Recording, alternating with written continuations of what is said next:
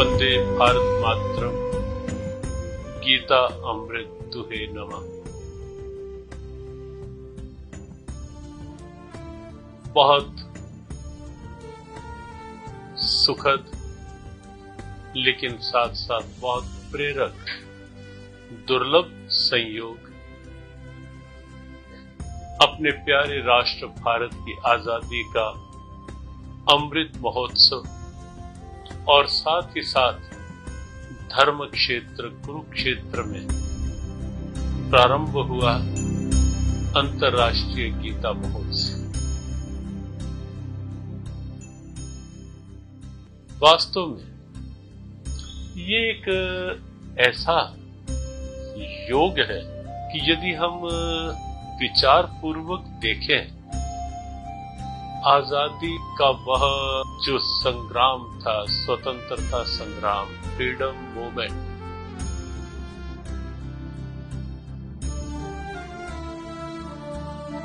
उसमें हमारे राष्ट्र के वीर अमर सेनानी, जिन्होंने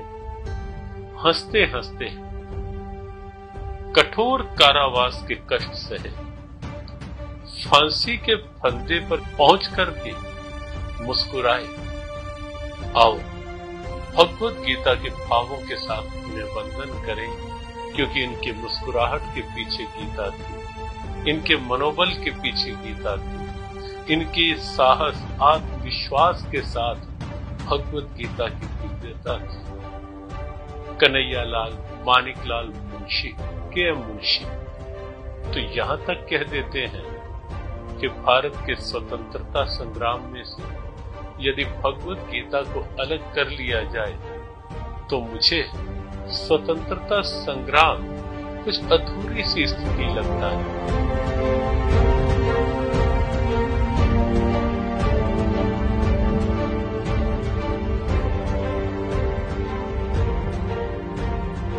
और जब महात्मा गांधी राष्ट्रपिता, त्याग,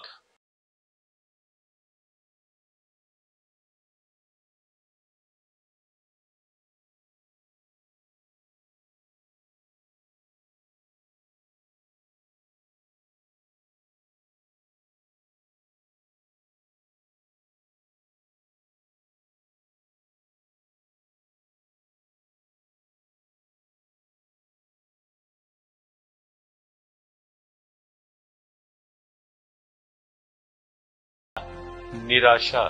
फिर से एक बलवती आशा में परिवर्तित हुई।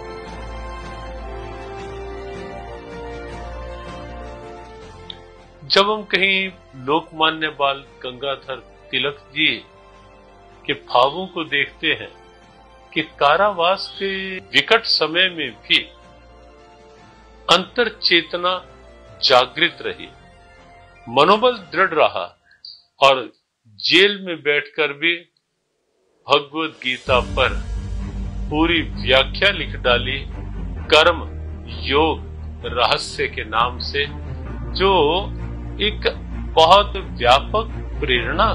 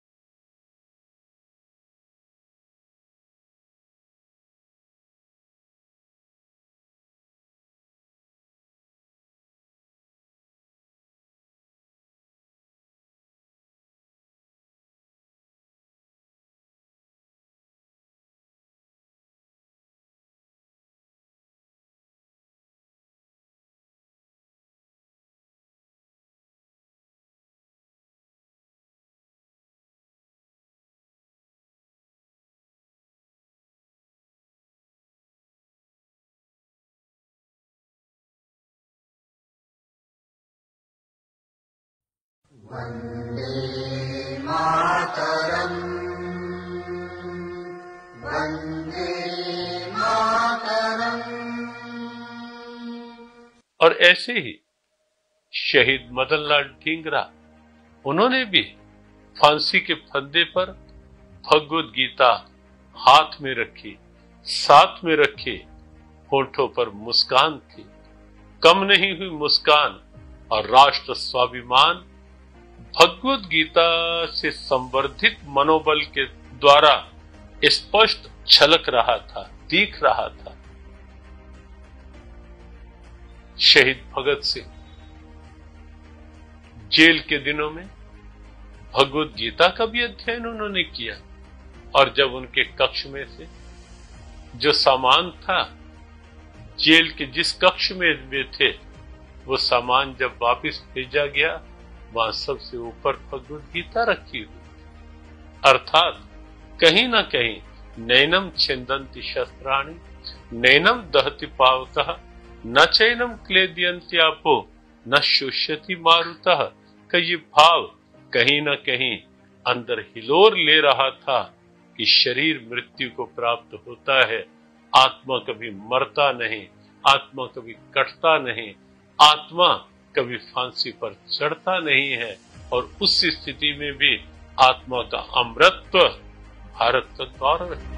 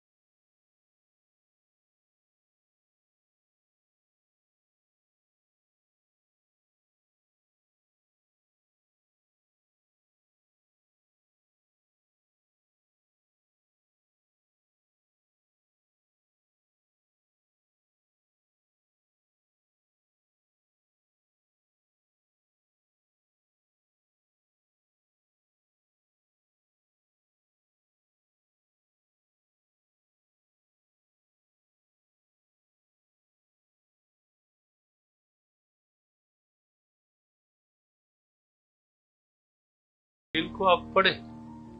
उनकी जो राष्ट्र के प्रति एक संकल्पित समर्पित सोच, उसके मूल में भी कर्मण्येवाधिकारस्ते मा फलेषु कदाचन। और इसी प्रकार लाल बहादुर शास्त्री, उनको यदि आप देखेंगे तो वहां भी पाएंगे मानो कर्म योग बिल्कुल सजीव होकर प्रकट हो रहा हो। और उन्होंने कहा भी कि गीता के कर्म योग का जो दर्शन है, वो मेरे जीवन की सारी उलझनों से मुझे अलग रखकर मेरे जीवन को सही मार्ग की ओर प्रेरित करता रहता है सदैव। भगवद गीता एक ऐसी अनूठी प्रेरणा है, जिस प्रेरणा को पाकर राष्ट्र का स्वतंत्रता संग्राम भी गौरवान्वित हुआ। जिस गीता के सिद्धांत को लेकर के राष्ट्र के इन अमर बलिदानियों ने, अमर वीर सेनानियों ने राष्ट्र की बलिवेदी पर प्राण उत्सर्ग करने में भी तनिक भी हिचकिचाहट नहीं की। निश्चित और निसंदेह बड़े एक विलक्षण से सुखद एहसास का अनुभव हो रहा है कि राष्ट्र की आजादी का यह अमृत महोत्सव और भगवद गीता का यह उत्सव जन जन की इसी रूप में प्रेरणा बने कि जन जन के भीतर राष्ट्र का स्वाभिमान जगे, राष्ट्र गौरव का भाव जगे, राष्ट्र के प्रति, राष्ट्र की परंपराओं के प्रति सम्मान का भाव जगे। और निसंदेह हमें विश्वास है कि गीता की कर्तव्य निष्ठा यह देख करके कि जब भारत को स्वतंत्र करवाने वाले इन अमर सेनानियों ने भगवत गीता से इतना कुछ पाया, हम क्यों नहीं प्राप्त कर सकते? जब लगेगा कि भगवत गीता में साहस की प्रेरणा है, आत्मविश्वास की प्रेरणा है, तो निश्चित यह भी अनुभव होना चाहिए होगा कि कोरोना के इस विकट काल में, जबकि मनोबल कमजोर हो रहे हैं, आशंकाएं, चिंताएं, कहीं न कहीं दुविधाएं हर मन में हावी हो रही हैं, ऐसे समय में आजादी के अमृत महोत्सव के इस प्रेरक अवसर पर देश के इन अमर सेनानियों को सामने रख करके उनसे प्रेरणा ले सकते हैं कि जो ऐसी स्थितियों में भी घबराए नहीं, लड़खड़ाए नहीं, डगमगाए नहीं, अपने कर्तव्य पथ से उकताए नहीं, तो हमें भी ऐसी प्रेरणा लेकर के आओ गीता पथ पर बढ़ते जाएं, आप जगें, औरों को जगाएं। और दो पंक्तियां इस आजादी के अमृत महोत्सव और गीता जयंती उत्सव के उपलक्ष्य में प्रणाम स्वरूप उन समस्त अमर बलिदानियों के लिए आजादी की बलिवेदी पर जिन्होंने किया बलिदान, गीता जी की प्रेरणा पाकर किया दृढ़ निश्चय महान, भारत माँ के अमर सपूतों का करें हम सम्मान। आजादी का अमृत महोत्सव बने राष्ट्र स्वाभिमान। आजादी का अमृत महोत्सव भगवत गीता के भावों के साथ बने राष्ट्र स्वाभिमान।